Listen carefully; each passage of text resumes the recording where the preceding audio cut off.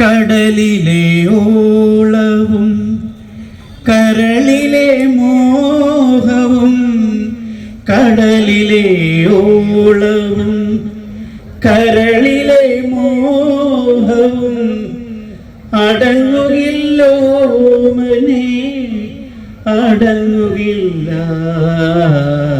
അതുപോലെ തന്നെ ആവട്ടെ, കടലിലെ ഓളം നിലയ്ക്കാതിരിക്കട്ടെ, ഒപ്പം കരളിലെ. ഇവിടെ സംഘാടക സമിതി യോഗത്തിന്റെ സമയത്ത് ഞങ്ങൾ ഒരുമിച്ച് കൂടുമ്പോൾ പ്രാഥമികമായി അവിടെ അവതരിപ്പിക്കേണ്ട പ്രോഗ്രാമിനെ കുറിച്ചെല്ലാം പറഞ്ഞു. അവിടെ പങ്കെടുത്തവരിൽ 1-2 ആൾക്ക് മാത്രമാണ് അവിടെ പറഞ്ഞ പ്രോഗ്രാമുകളെല്ലാം അറിയാമായിരുന്നത്, പേരെങ്കിലും അറിയാമായിരുന്നത് എന്നുള്ളതാണ് ഒരു യാഥാർത്ഥ്യം.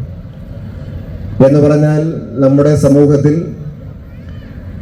ഇപ്പോൾ കേരളത്തിൽ കണ്ടെത്തി അവതരിപ്പിക്കപ്പെടുന്ന കലാരൂപങ്ങൾ പുതിയ തലമുറയിലേക്ക് സന്നിവേശിപ്പിക്കപ്പെടുന്നില്ല, അല്ലെങ്കിൽ നമുക്കറിയാൻ സാധ്യത ഉണ്ടാവുന്നില്ല എന്നുള്ളത് കുറച്ചുകൂടി കാലം കടന്നു പോയാൽ ഇതെല്ലാം കാലഹരണപ്പെട്ടു പോകും പരിപൂർണമായും എന്നുള്ളതാണ് അതിലൊരു യാഥാർത്ഥ്യം.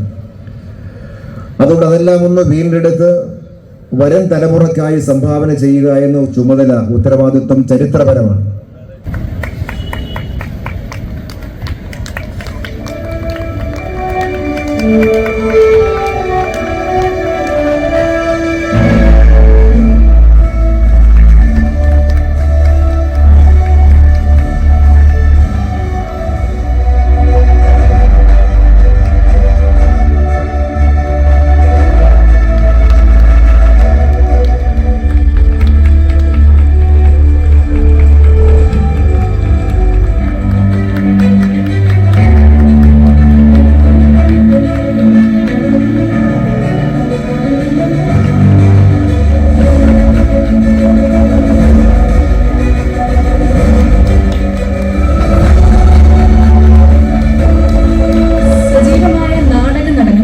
നാടകത്തിൽ അഭിനയിക്കുകയും